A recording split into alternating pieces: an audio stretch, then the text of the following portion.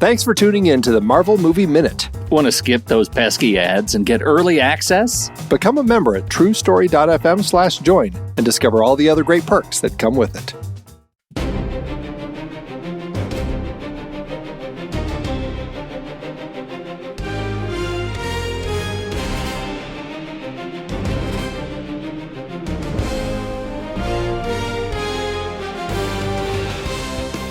Welcome back to the Marvel Movie Minute, a weekly podcast where we disassemble a film from the Marvel Cinematic Universe into 5-minute segments and then examine them in obsessive and occasionally hilarious detail. I'm Kyle Olson from the Craft and Chaos podcast.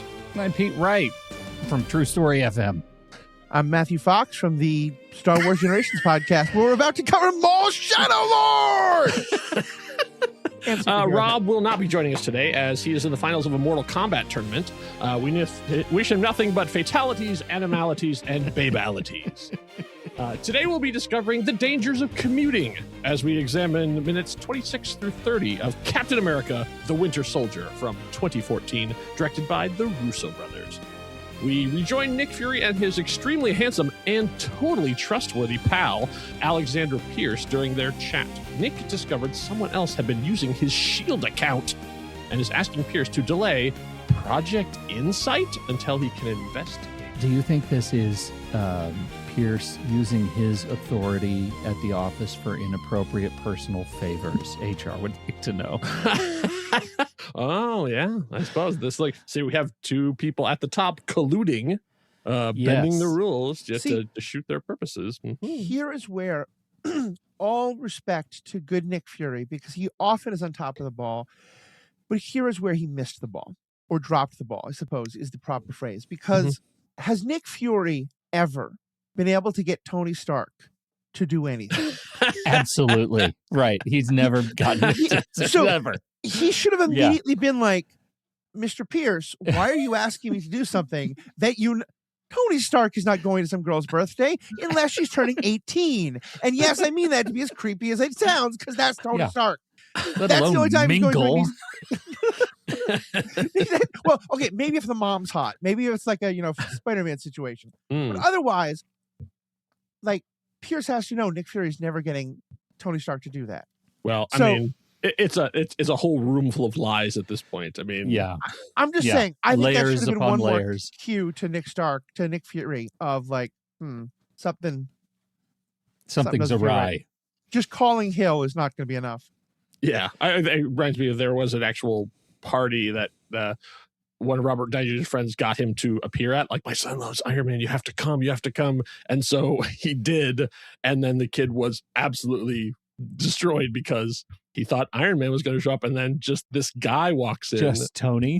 Oh my God. That's so beautiful. And there's a famous picture of you go of Robert Downey Jr. holding on to this kid who's like bawling his eyes out, and he's just looking at the camera like, well, I tried to do something. That's so sad. Right. What a bummer. Okay. So that's where we're just picking this up. We're picking it up right as they sort of make that deal or whatever. That Alexander's like, okay, I'll hold off while that as long as you can get Iron Man to show up. So from here, then we cut over to we see what Sam's job is. So they don't actually say what it is, but essentially some sort of center where Sam works, and we join essentially a therapy session or a PTSD support group in medias res. Like, we're coming in and we hear the voice of Garcia. We don't know a first or last name, but we know that it is played by Angela Russo-Otsot. And if you think that name sounds familiar, you're right, because this is the younger sister of the Russo brothers. But this is not, maybe it's nepotism, but it's not just nepotism, because she has a serious list of credentials. She was a writer on Daybreak, which is a fantastic show that not enough people saw, and The Shield. From this, she would go on to write Cherry for them and is the executive producer of many of their projects. She has a long and distinguished thing. She is definitely a Hollywood power player at this point. But she is also a trained actress, and so she gets to do cameos in some of their stuff like this. And I think, even though she only has a couple lines, she does a great job. She does, for sure. And she's one of those faces. When you do see her, I see her, I recognize her in other properties. It's fun to see her face in these things. It also, we should say, is the first, I think, experience of ours where we discover the Russo brothers love their support groups. This is not the last support group that we will see in the Russo canon of Marvel contributions. So love people getting their mental health support as needed. Yeah, exactly. And she's telling this I'm sure, very true story from someone too, of her difficulties coming back after being deployed and seeing a bag and thinking it's an IED and swerving out of the way and then getting pulled over by the cops. It's that we have that theme of, like, and even Sam will say, or whatever, there are things you leave and there are things you bring back, and you don't always get to choose. Right. And I thought that moment in particular was really, really powerful for how it grounds this story in what's happening in the real world, because that could have easily been, in my dreams, I keep looking up and seeing that hole in the sky and the Chitauri that killed my mother, whatever it was. But to people in the audience be like, oh, cool, that's a reference to the other movie, but I don't know anything about that. Whereas this is happening at the time when probably 1 in every 10 people in the theater is back from Iraq or Afghanistan, has a family member who's back from Iraq or knows someone like that who probably is having some degree of PTSD. And the IEDs was the very specific thing that we were talking about all the time in this country with that happening. So yeah, I just thought that was such a nice moment of, yes, we're telling this fantastical story, but we're telling it about very real things and bringing attention to very real issues that people probably read about. If they're not directly connected to it, they might be reading about the newspaper, but they haven't actually connected with it in a real way until this. Yeah, because it takes that superhero thing and brings it back to, yes, he is a superhero, but he also is a soldier. Right. And so that's all, everybody in this room, they're all soldiers and they all served in wars. And, as we've heard, war never changes. Right. Yeah, right. It's just hearing that the munitions check of IED, because that was, I just remember viscerally when that term became a part of my day-to-day, right? Just every story was about, look, there are these IEDs and they're killing people and they're absolutely horrible. This is what our military is dealing with. And so to hear them sort of check that munition as a thing in this movie was enormously grounding. I think. I think that was really appropriate. How do you feel about Sam's role as the sort of veteran in chief of the group? I think it's really smart. I mean, I think this was a really good choice on their part to have it be not just a pal, like a guy that, or someone that, if it was someone that Cap had saved or something, and then had decided to do this, that would have been one thing, or an inventor, that would have been one thing. But having it be a fellow soldier and also having one who's working with people who are coming back from war, and that's exactly what Cap is. So it's like, not only is it now your friend and a fellow soldier, but someone who knows the journey you're on, even if you don't know that you're on that journey. Right. It was a really smart move. And it does a great thing for the power relationship between the two, because, right. Say like Bucky was always the one who Cap looked up, who Steve Rogers looked up to. And then it switched somewhat, but he still, so much, he knew me before. And right now, everyone who isn't trying to kill Cap looks at him as up on a pedestal. And so to have something where, this guy looks at Steve Rogers as someone who can impress people if he comes to help him at the center, but also more, Steve has something that this guy can give him, because Steve is one of those people wrestling with, he is having trouble sleeping at night. And here's something he can look to Sam as, where Sam knows more than he does. I think it really helps establish, like, this is not just going to be, a Robin to his Batman. This is someone he can see as an equal, even though on the physical level, nobody else in the world is. Right. That he knows of. Yeah. And then, so after the meeting sort of ends, then the two of them have their conversation too. And so then we find out a little bit more about Sam's story. So they talk about the guilt and regrets, and Cap says, did you lose someone? And then he goes on to tell the story of how his partner got shot down by an RPG while they were on a flight. Now, no detail given. We assume this is their helicopters, but like later on we'll find out when he says flight, he means it. Yeah. I taking just a brief step back, I do love that Sam clocks Steve as the running man. Yes. Yeah. Right? That, again, speaking of things that ground us, right? He doesn't call him the hero. He doesn't call him Cap. He doesn't call, he calls him the joke that they share together. I thought that was a really smart choice. Yeah. By the way, check out a great episode on the Next Reel podcast that both me and Pete were on, talking about the movie of The Running Man. Oh, cross promotion. That's right. Welcome back to the film board. There we go. The film board. That was it. Film board. Yeah. So that we get again, you guys have brought up, already this idea of grounding these guys as soldiers together that are having that is where their Venn diagram meets as soldiers, as men, as veterans, as people who are living through their own trauma just in different ways. It is an intimate commonality that they share together, and it's unexpected maybe. Again, yet another thing that is unexpected that the Russos introduce to the MCU is an interesting grounded male relationship that, isn't and sort of vaudevillian. Just from his conversation, Cap immediately is the one who asked, "Did you lose someone?" Yeah. And then he tells the story, but he then doesn't go, "Oh, did you?" Like and this is, I think, really smart, because this is the counselor training of like, I've told you my story, but I'm not going to say, and now it's your turn to share. Right. Like, no, it's like when they're ready, do it. But he's not asking about Cap's war experiences. He's not asking what's troubling him. He's just saying like, oh, like the baby because tax. That would be such a foolish question to ask. The only answer is, son, I've lost generations. Yes. Right? I've lost everything. And I think one of the things this scene does, and it may be a question that you two weren't even thinking about, or most people who aren't weirdos like me aren't thinking about, but it answers a question that at least a part of the audience might be thinking about, which is Cap was created because America was at war. Yes. Both outside and inside the cinema, America's at war. Yeah. And there's a part that might be thinking like, why isn't Cap in Afghanistan or Iraq or something like that? And clearly because that sounds like a very boring movie, as well as an incredibly controversial one, but also because he's part of S.H.I.E.L.D.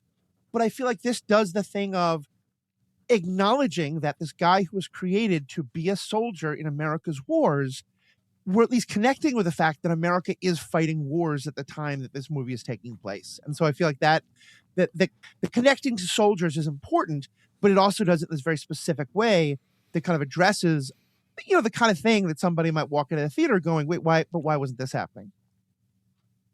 I remember when they did the reboot of Sherlock, Benedict Cumberbatch version, and they were trying to figure out how do we update this for modern audience stuff too. And they were looking at the biography of Watson, and they're like, oh yeah, it says that he was a military doctor who served in Afghanistan. Yeah.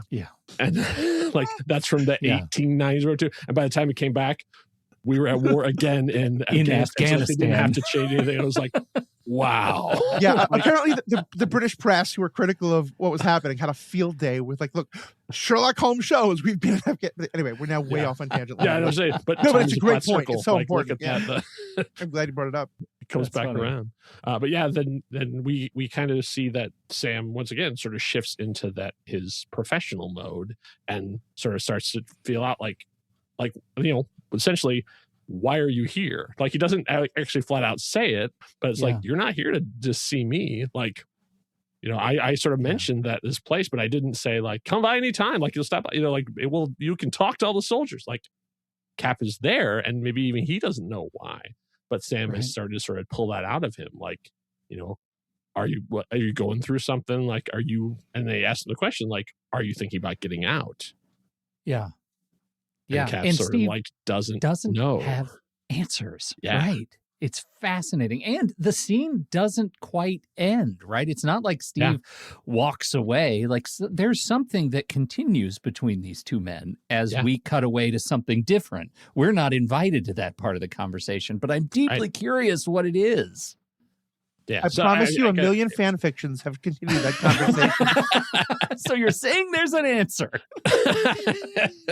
This one, AO3 is 4. So this is we're now playing with time too, because like this is all happening contiguous. Like all the stuff with Nick is happening at the same time as Cap has now. We saw him drive off after having seeing Project Insight, and this is where he went, which is interesting.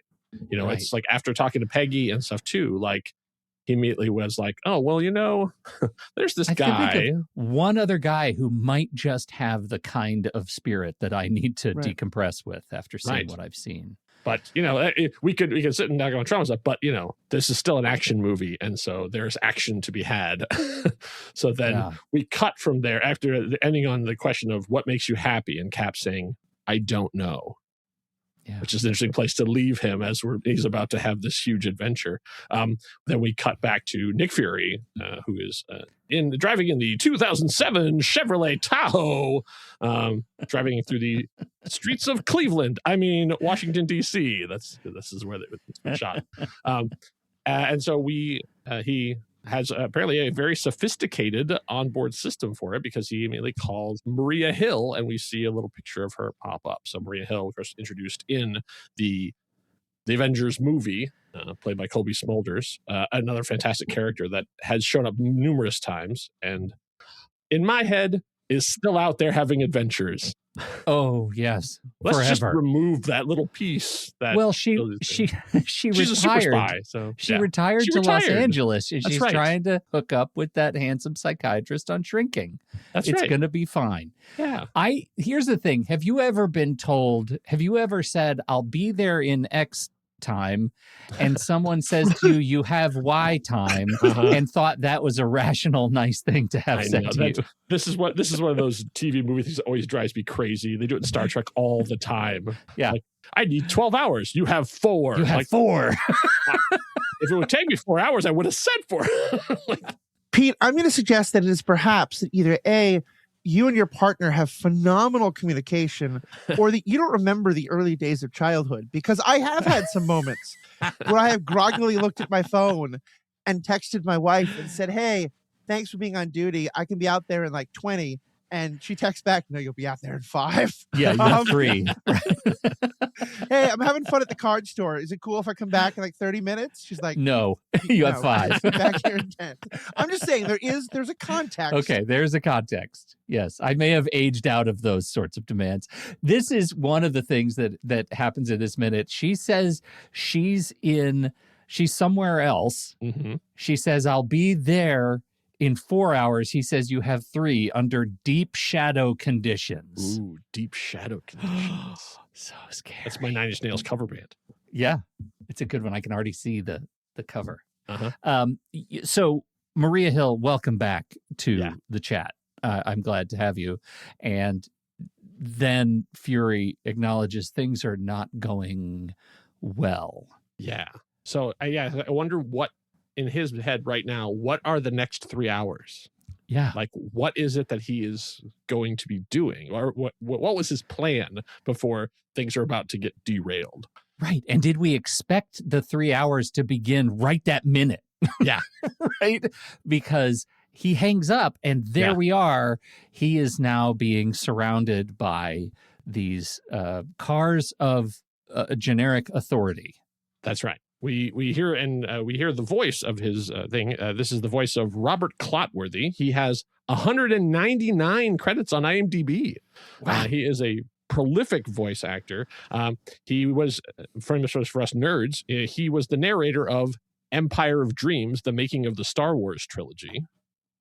He made his debut on an episode of Emergency in 1973. Pete, do you remember Emergency? So vaguely. It was I'm sure it was one of those like Nick at Night experiences. Oh, okay. I remember watching it like as a kid. That was one of my favorite shows when I was like a very small child. Oh my. I don't have quite that sense memory of it. Okay. I mean, it was like, from that, if people think of Chips, I don't even know what's the analogy that would go down to now. Is that what does it become now? Has it become Grey's Anatomy? Like, I don't know what probably two guys driving around in an ambulance and getting on paramedic 911. 911. Yeah. Oh yeah, 911. There you go. So that was it's all part of the genealogy of it. We love to dramatize emergency medical services. So obviously this is some sort of AI-ish thing. Like, this isn't quite Jarvis level, but it's still pretty sophisticated.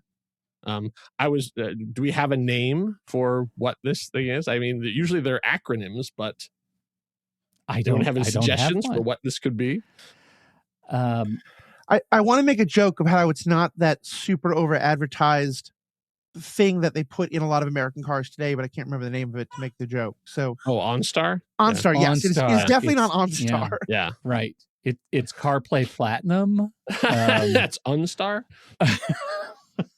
I was just going to call it Clot because his name is Clotworthy, but that's good. It sounds a little bit, all right, because it does a great job. Like, so that's it does. It has a lot of tools at its beck and call. The fact that it can diagnose window integrity, it is extraordinary. Yeah. Wait. I think the fact that it can diagnose bone integrity, it's part of the car. Yeah. It's the X-ray on Fury himself that to me raises my eyebrow. Yeah, and I got the impression that it was sort of like even though it could communicate out, like it was an on-device thing. Like, this isn't something from above, because it's like it felt like it was in the car, sort of monitoring him and all the systems and the environments, and was able to go out and check data as it goes in. So as the action scene sort of starts, we have a police car pulls up alongside, and sort of two guys give Nick a hard look. They're both staring at him, and he says something about like, "You want to see my lease?" And they don't answer, but they do a little boop of the light and then drive on. And that was the signal, because after that we have police cars come in and pincer in from all sides. Like blam right to the side of his car, push to the side, and then you have police cars surrounding him entirely. And then a SWAT van rolls up, and people start coming out fully geared with machine guns, ready to fight. Before we jump into the action scene, can I just say two quick things? Absolutely. Sure. One, I'll just say this quick in passing, but like do you want to look at my lease? That's another kind of, they do it lightheartedly, but cops looking askance at a black man in an expensive vehicle. That's right. And wanting to show proof that it should be his vehicle. That's another kind of rip from the headlines moment. But I want to really talk about the call to Agent Hill. Why doesn't he call Cap? Well, I think they just had a fight. Yeah. Yep.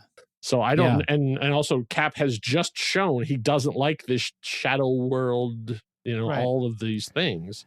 And what we know is Fury and Hill are bosom friends. That's like right. They get each other. The better question is, why doesn't he call Natasha?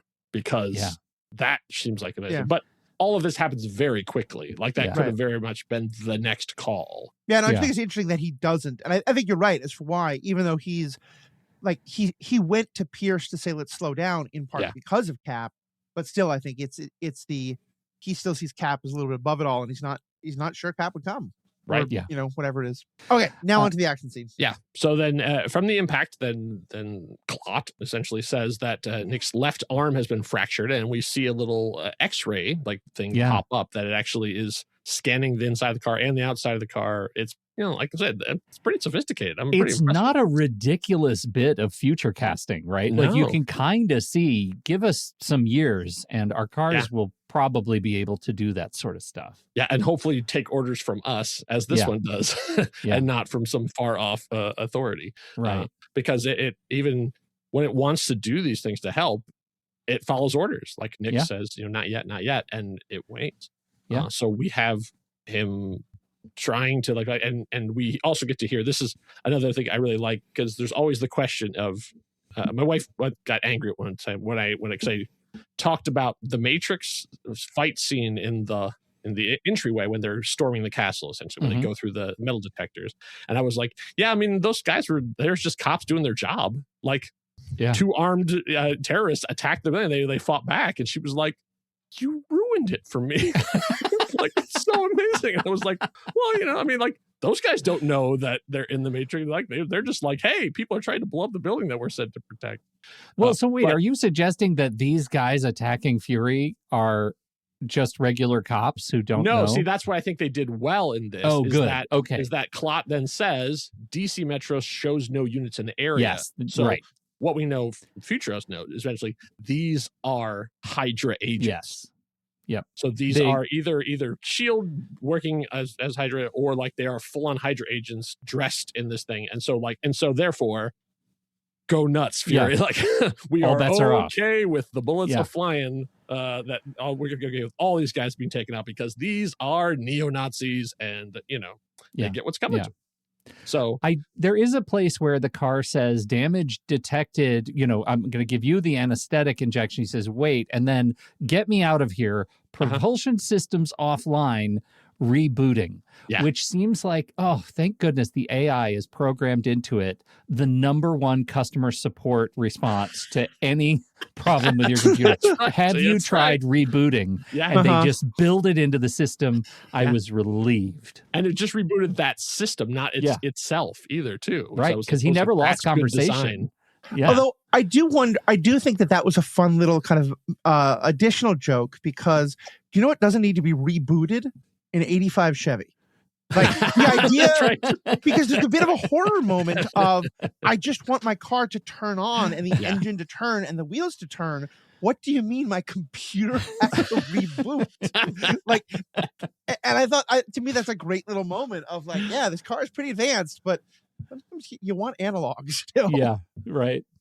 Yeah. So they unload and we see the gauge going further down, and Nick pulls himself back away from the door as they're firing, and then they bring out the thumper. I don't know what this thing is. I couldn't find any, like, if there's a real world version of this, but I think it's sort of Hydra tech essentially, and it screws itself into the ground, and its whole job is basically swing this heavy thing really hard and smash through whatever's in front of it. And so we see the whole car rock, like it goes up on two wheels and then back down. It's how hard it hits.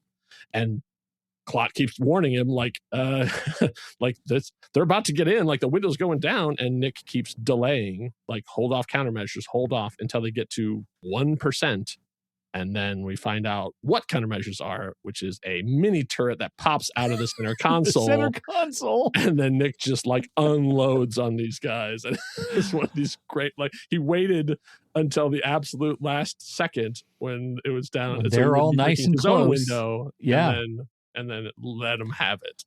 Where does he keep his gun and sunglasses, or his gum and sunglasses? Does anybody wonder about that? That console is useless. Well, see, I think you have to have a pretty intensive application process to get this vehicle, because no one who gets road rage should ever drive this vehicle. Yeah, right. How often have you been really mad at someone who cut you off in traffic or has a really stupid bumper sticker, and you're like, gosh, if only I had a quad cannon machine gun right now. So anybody coming from one of Samuel L. Jackson's performances in a Tarantino movie might suggest he's not the guy to drive this car. Right. Well, that's why he's an actor. Nick Fury I don't know what you're talking Samuel about. Jackson are actually different people. I don't know what you're talking about. They're the same. I will give credit to Pierce. So I'm assuming that, like we talked about in the last minute, that like as soon as Nick walked out of the office, like he placed the call, like, all right, like let's go. Because what kind of time do you think it took for? I mean, of course, we now know that the Triskelion is 1,000 stories. Yeah. As we covered last time. Yeah. And I would say they're probably in position. I mean, if Insight is going live the next day, they're probably already there. So I would not be surprised if like they were already in the area. I would say this is probably within like half an hour of that conversation. Like, how long do you think it would take Jackson Fury to get down to his car in the car? Like, it's like, what, 10 minutes? Yeah. And they're driving down the streets and they're having I think you're right. I mean, certainly inside a half hour. Yeah. So they were prepared, for all this stuff. They were just activated early. After. But I will give Pierce credit. He sent a lot of guys. Like, it wasn't one of these like, oh, we'll just, we'll send one person to take him out. Like, no, they came, they rolled deep. Like, for Nick Fury, he was not underestimating Nick Fury at all. Like, they came ready. They have not only tons of dudes with machine guns, but also the thumper. Like, they were this was a serious threat. Like, they were because treating him as at like Cap level. It's reasonable to assume that they know everything about the car Fury is driving. Yeah, I was wondering about that too. I wanted to talk about that because it seems like they were surprised by the Gatling gun. So I wonder if there's like a standard package and he got the deluxe. Yeah. Or like this is a Nick Fury sort of, tweak. Do you think he had a special?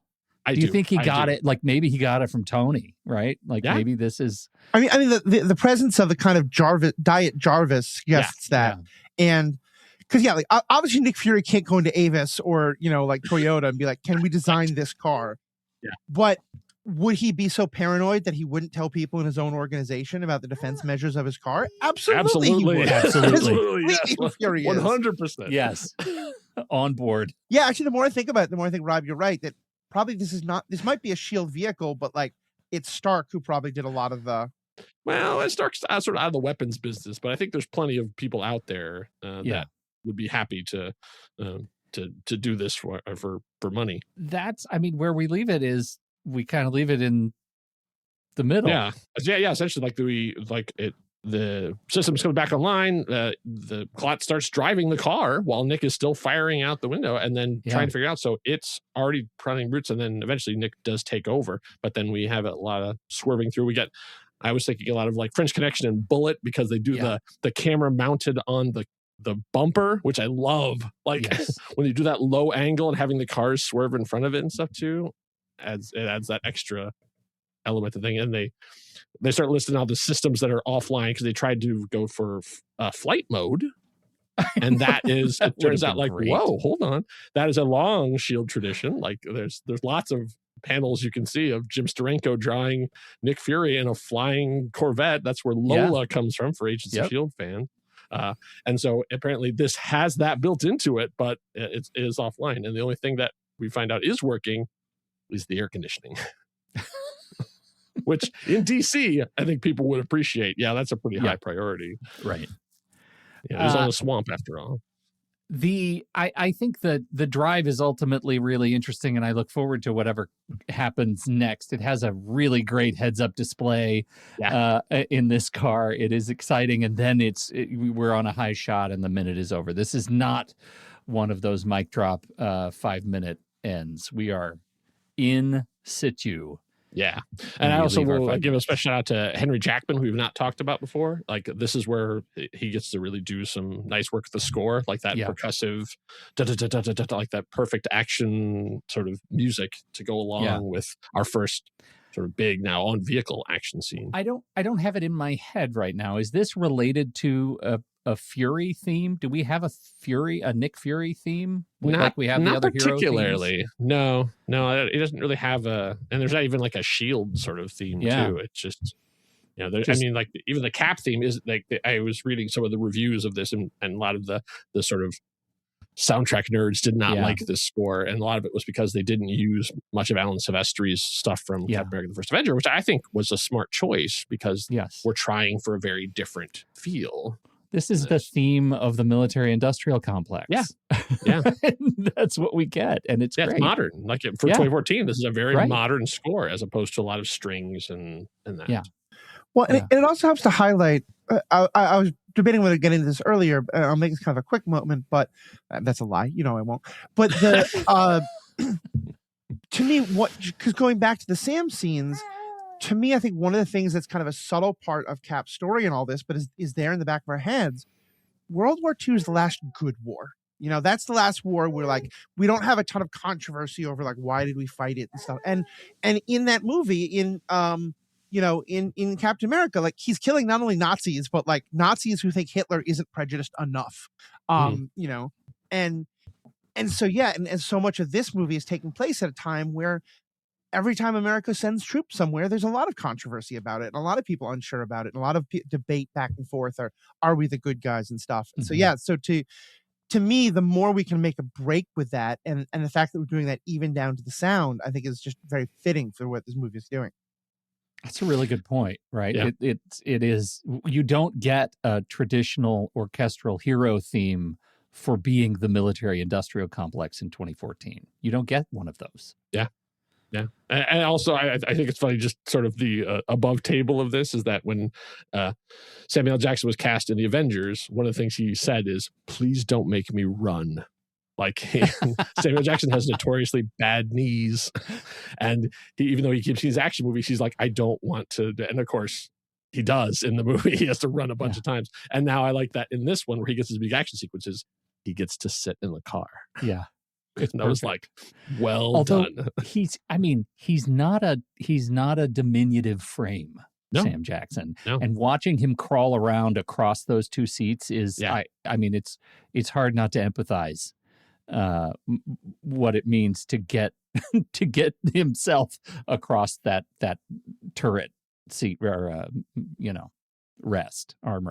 So, but the chase will continue into minute 31, and so we hope you will all rejoin us back there. In the meantime, if people want to talk more about this or even cite mistakes that we have made over the course of this episode, dare there be any? Pete, is there a place where they could go to reach out and tell people? I can't imagine what those would be, but yes, absolutely. Jump into our Discord service, truestory.fm/Discord. There are a bunch of channels in there, and we've got our Avengers Tower where you can come on in and talk to us about what's going on in Captain America, the Winter Soldier, or any of the previous minutes. The crew's all there, so we'd love to have you over there. And Matthew? I was going to say that while Discord is the place to be and the place that really encourage people, I do want to say there are people who are posting in other places like Facebook about mistakes we make, primarily mine, but also making just like really great points and things that are informing how I think about this, and I hope how all of us are thinking about it. So I would encourage you to move on to Discord, but yes, wherever you are, thank you so much for the comments, and we are reading them, and we will continue discussing them. And I will try to be more careful to not say that we are doing this show 1 minute at a time. Which I think was in the script. In my defense, it was in the script. Yeah, that was not your fault. That was an Anchorman moment that just happened to sneak in. Always read the teleprompter. And TrueStory.fm. Actually, visit MarvelMovieMinute.com. That's where you can get access to all that stuff. And if you like the show, if you like what we've been doing now, these 9 seasons of dissecting Marvel movies so far. MarvelMovieMinute.com is where you can go to show your support with doubloons, money, cash. We love your support there, and you can access some other goodies from there once you become a member. Love to have you. All right. Well, then we will be back here as Nick finishes his hellish commute. So make sure you don't miss it. Enough said.